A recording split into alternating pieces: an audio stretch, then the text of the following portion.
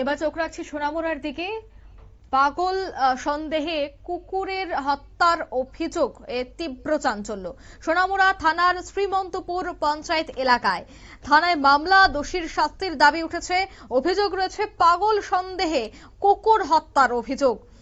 এবং এই বিষয়টা নিয়ে কিন্তু জানা গেছে আরো যে শ্রীমন্তপুর গ্রামে বিগত কয়েকদিন যাবত নাকি কুকুরের তাণ্ডবে অতিষ্ঠ হয়েছিল এলাকাবাসী। যখন তখনই মানুষ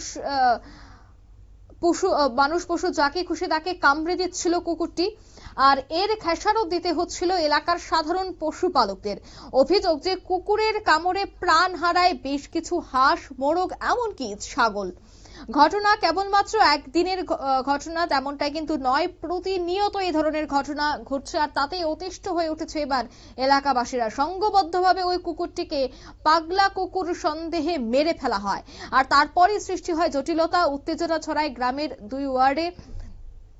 মেরে ফেলা কুকুরটির মালিক শ্রীমন্তপুর এলাকার দুজনের বিরুদ্ধে অভিযোগ জানিয়ে থানায় মামলা করে বলে জানা গেছে। আর এই খবর চাউর হতেই শ্রীমন্তপুর এলাকায় উত্তেজনা আরো অনেকটাই বেড়ে যায়। সংবাদ প্রতিনিধিদের মুখোমুখি হয়ে অভিযোগ করে কি বলছেন শোনাবো একবার।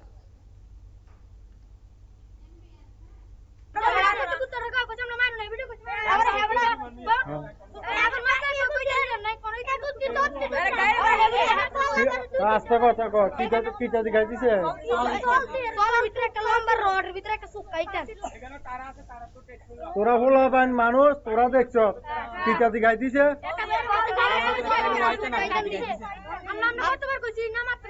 গাই দিছে কাটা কিন্তু জুলেছিয়া।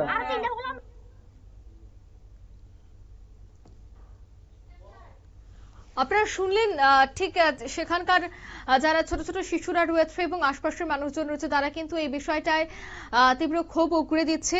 অন্যদিকে এই কুকুরটিকে মেরে ফেলার পেছনেও কিন্তু বেশ কিছু ষড়যন্ত্র থাকতে পারে বলেও অভিযোগ রয়েছে। তবে যাই হোক, ইতিমধ্যেই এই বিষয়টা নিয়ে থানায় মামলা করেছে কুকুরের মালিক।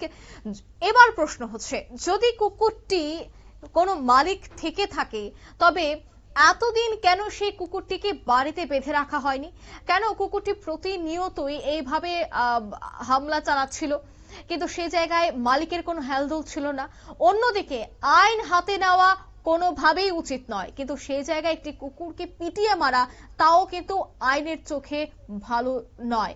এবার দেখার বিষয়, যেহেতু পুলিশের কাছে গোটা বিষয়টি নিয়ে অভিযোগ জানানো হয়েছে, এখন দেখার বিষয় কি সিদ্ধান্ত গ্রহণ করা হয় অবশেষে। নিয়ে নিচ্ছি ছোট্ট একটি বিজ্ঞাপন বিরতি, সঙ্গে থাকুন।